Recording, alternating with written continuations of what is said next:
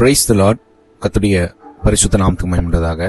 கர்த்தர் நல்லவர். இந்நாள் வரையிலே நம்மளை கண்மணி போல பாதுகாத்து தாங்கி தேய்ச்சி அற்புதமும் அதிசயமா வழி நடத்தி வந்தார். கர்த்தருடைய நாமம் மகிமைப்படட்டும். இந்த வெளியிலும் பிரதர்ஸ் அண்ட் சிஸ்டர்ஸ் நல்லா கவனிங்க. கடவுளுக்கு என்ன தெரியும் நான் படுற கஷ்டம்? அவர் கடவுள், நான் வெறும் மனுஷன் தானே. என் கஷ்டத்தை அவரால் எங்க புரிஞ்சு கொள்ள முடியும்னு சொல்லி கொண்டிருக்க பிரதர்ஸ் அண்ட் சிஸ்டர்ஸ்க்கான வார்த்தை தான் இந்த வார்த்தையை உங்க முன்னாடி கொண்டு வர விரும்புகிறேன். மார்க் 15 அதிகாரம் 34 வசனம். இந்த வசனத்தை வாசிக்கிறேன். 9 மணி நேரத்திலே இயேசு ஏலோயி ஏலோயி லாபா சபக்தானி என்று மிகுந்த சத்தமிட்டு கூப்பிட்டார். அதற்கு என் தேவனே என் தேவனே ஏன் என்னை கைவிட்டீர் என்று அர்த்தமாம். ஏசப்பா, இந்த வார்த்தைகளை சிலுவை பாடுகள் எல்லாம் பட்டுட்டு தான் உயிரை விடும்போது சிலுவையில் மேலிருந்து இதை சொல்றார்.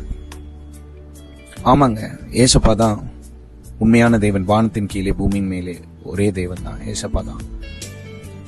ஆனா அந்த தேவன் நமக்காக மனுஷ ரூபமாய் உங்களுக்காக எனக்காக வந்தார். நமக்கு இப்போ ஒரு சின்ன பிளேடு கையில கட் பண்ணிடுச்சுன்னா என்ன வலி வலிக்குமோ அதே வலி ஏசப்பாக்கும் உண்டு. நம்ம மனுஷத்துல படுற வலி, காயம், எல்லா உணர்வும் அவருக்கும் இருந்துச்சு. அது இந்த வசனம் ரொம்ப தெளிவா நமக்கு சொல்லுது. என் தேவனே என் தேவனே ஏன் என்னை கைவிட்டேன்னு சொல்றாரு. அது ஏன் தெரியுமா? உங்களுக்காக எனக்காக அடிக்கப்பட்ட ஆட்டுக்குட்டி மாதிரி எந்த ஒரு தவறும் பண்ணாம சிலுவையில பலியானார்.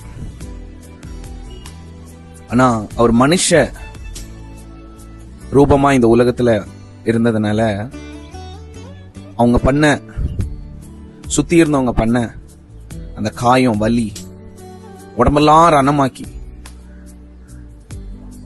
ரத்தம் வடிய வடிய பட்ட பாடு, அந்த பெயின் நமக்கு மனுஷ சரீரத்துல இருக்கிற மாதிரி அவருக்கும் அந்த மனுஷ சரீரத்துல வலி இருந்துச்சு. அந்த வலி பொறுக்காம தான் சொன்னார். இது நமக்கு தெளிவா காமிக்குது அவர் எவ்வளவு நம்ம மேல அனுபவிச்சிருக்காருன்னு.